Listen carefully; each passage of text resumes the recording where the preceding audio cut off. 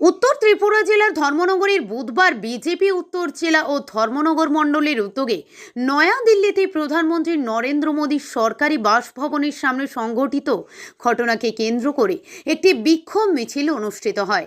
বিজেপির দাবি, কংগ্রেস নেতা রাহুল গান্ধীর নেতৃত্বে সংঘটিত ওই ঘটনা গণতান্ত্রিক শালীনতা ও সাংবিধানিক মর্যাদার পরিপন্থী। এরই প্রতিবাদী শহরের বিভিন্ন গুরুত্বপূর্ণ সড়ক পরিক্রমা করে বিক্ষোভ মিছিল বের করা হয়। মিছিলে উপস্থিত ছিলেন ধর্মনগরের বিধায়ক জহর চক্রবর্তী, উত্তর ত্রিপুরা জেলা বিজেপির সভাপতি কাজল দাস, 56 নম্বর ধর্মনগর মণ্ডল সভাপতি শ্যামল নাথ, মহিলা মোর্চার নেত্রী রূপালী অধিকারী, ধর্মনগর পৌর পরিষদের চেয়ারপারসন মিতালি দাস সেন সহ জেলা ও মণ্ডলের অন্যান্য নেতৃত্ব এবং বিপুল সংখ্যক বিজেপি কর্মী সমর্থক। কর্মসূচি চলাকালীন দলীয় কর্মীরা বিভিন্ন স্লোগান দিয়ে ঘটনার প্রতিবাদ জানান। বিক্ষোভ কর্মসূচিতে বক্তব্য রাখতে গিয়ে বিধায়ক জহর চক্রবর্তী বলেন, প্রধানমন্ত্রী দেশের 140 কোটিরও বেশি মানুষের প্রতিনিধি। তার সরকারি বাসভবনের সামনে এ ধরনের আচরণ শুধু একমাত্র ব্যক্তির প্রতি নয়, দেশের সাংবিধানের প্রতিষ্ঠানের প্রতিও অসম্মান। রাজনৈতিক মতপার্থক্য থাকলেও গণতন্ত্রের শালীনতা ও মর্যাদা বজায় রাখা প্রত্যেক রাজনৈতিক দলের দায়িত্ব বলেও তিনি মন্তব্য করেন। তিনি আরও বলেন, ভারতীয় জনতা পার্টি সবসময় গণতান্ত্রিক মূল্যবোধে বিশ্বাসী, তাই এ ধরনের ঘটনার তীব্র নিন্দা জানিয়ে ভবিষ্যতে সব রাজনৈতিক দলকে দায়িত্বশীল আচরণ করার আহ্বান জানান তিনি। ধর্মনগর প্রতিনিধির রিপোর্ট, প্রতিদিন ত্রিপুরা। আপনারা জানেন আমাদের রাষ্ট্রবিরোধী শক্তি কংগ্রেস, যে কংগ্রেসই দেশ ভাগ করেছিল, আপনারা জানেন আমাদের ভারতবর্ষের ইতিহাসে ভাগ করেছিল এই কংগ্রেস। এবং আজকের দিনেও সেই কংগ্রেসের নেতা রাহুল গান্ধী, ওনার মা একজন বিদেশিনী, সেই বিদেশিনী সন্তান আজকে আমাদের ভারতবর্ষে অশান্তির সৃষ্টি করতে চাইছেন। আপনারা দেখেছেন আমাদের গণতন্ত্রের পীঠস্থান আমাদের পার্লামেন্ট ভবনের দিকে ওনারা এগিয়ে গিয়েছিলেন।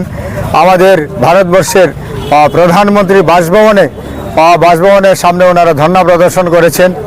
এটা আমাদের রাষ্ট্রবিরোধী, ভারতবর্ষকে দুর্বল করার জন্য, ভারতবর্ষের গণতান্ত্রিক ব্যবস্থাকে নষ্ট করার জন্য আজকে কংগ্রেস, সেখানে ওনাদের ভূমিকা, ওনারা রাষ্ট্রহিতে কোনো কাজ করেন না, ভারতবর্ষকে ধ্বংস করা ওনাদের হচ্ছে মূল লক্ষ্য। তার জন্যই দেখেছেন আজকে ভারতবর্ষের বিভিন্ন জায়গায় ওনারা রাষ্ট্রবিরোধী কার্যক্রমে ওনারা লিপ্ত হয়েছেন।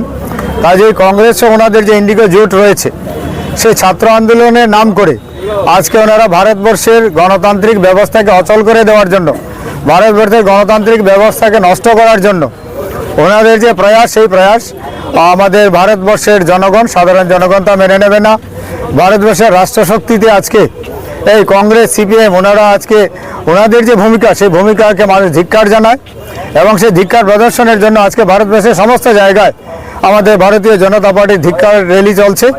আজকে আমাদের এই ধিক্কার র্যালিতে আমরা এখানে সামিল হয়েছেন আমাদের ধর্মনগরের সম্মানিত মণ্ডল সভাপতি শ্যামলনাথ মহোদয়, উপস্থিত হয়েছেন জেলা সভাপতি সম্মানিত কাজল দাস মহোদয়, উপস্থিত হয়েছেন আমাদের মণ্ডল, জেলা মোর্চা সহ সমস্ত স্তরের কার্যকর্তারা, আপনারা প্রেস মিডিয়ার বন্ধুরা, আপনারা এসছেন। সবাইকে ধন্যবাদ জানাই এবং ধন্যবাদ জানাই এই রাষ্ট্রপ্রেমী জনগণকে এবং আমাদের রাষ্ট্রের আধা সামরিক বাহিনী, সেনাবাহিনীরা গতকালকে কংগ্রেসের যে একটা চক্রান্ত, সেই চক্রান্তকে গত পরশু দিনে চক্রান্তকে ওনারা ভেস্তে দিয়েছেন। কারণ ওনারা চেয়েছিলেন ভারতবর্ষে একটা অশান্তির পরিবেশ সৃষ্টি হোক। ছাত্ররা প্রথম ছাত্র আন্দোলনের নাম করে সেখানে আমরা দেখলাম রাহুল গান্ধী ধর্ণা এসে যুক্ত হয়েছেন, প্রিয়াঙ্কা গান্ধী ধর্ণা এসে যুক্ত হয়েছিলেন। ওনার যে রাষ্ট্রবিরোধী চিন্তাধারা, সেই রাষ্ট্রবিরোধী চিন্তাধারার জন্য সমগ্র ভারতবর্ষের মানুষ আজকে ওনাদের ধিক্কার জানানোর জন্য রাজপথে হাজির হয়েছেন। আমাদের ধর্মনগরের মানুষ, আমরা ধর্মনগর শহরে আমরা কংগ্রেস ভবনের সামনে এবং শহরে মিছিল করে আমরা প্রতিবাদ জানিয়েছি। পার্টি সম্পর্কে আপনি কি বলবেন? কংগ্রেস পার্টি তারা তো আগে থেকে এখানে আন্দোলনে ছিল। এটা তো আসলে কোনো আন্দোলনই নয় এবং আমরা ওনাদের জানান দিতে চাই, ওনারা আমাদের ভারতবর্ষ, সেই ভারতবর্ষকে নষ্ট করার জন্য, ওনাদের চক্রান্তকে ভেস্তে দেওয়ার জন্য ভারতবর্ষের মানুষ তৈরি। কাজে ওনারা যা কিছুই করুক না কেন আমাদের ভারতবর্ষ সুরক্ষিত থাকবে। আমাদের যশস্বী প্রধানমন্ত্রী নরেন্দ্র মোদীজির নেতৃত্বে আমাদের ভারতবর্ষ যেভাবে এগিয়ে যাচ্ছে, আজকে আমরা চতুর্থ অর্থনীতির দেশে আমরা পরিণত হয়েছি। আজকে আমরা অর্থনীতিতে স্বনির্ভর, আজকে আমরা সামরিক শক্তিতে আমরা স্বনির্ভর। কাজেই ওনাদের এইসব যত চক্রান্ত, সেই চক্রান্ত ভারতবর্ষকে নষ্ট করতে পারবে না, ভারতবর্ষের উন্নয়নকে ব্যাহত করতে পারবে না। ভারতবর্ষ এগিয়ে যাবে। একটা ছাত্র আন্দোলন ছিল, যেহেতু নেট পেপার লিকের বিষয় ছিল এবং দেখা গেছে ধীরে ধীরে একটা রাজনৈতিক রং দেওয়া হয়েছে।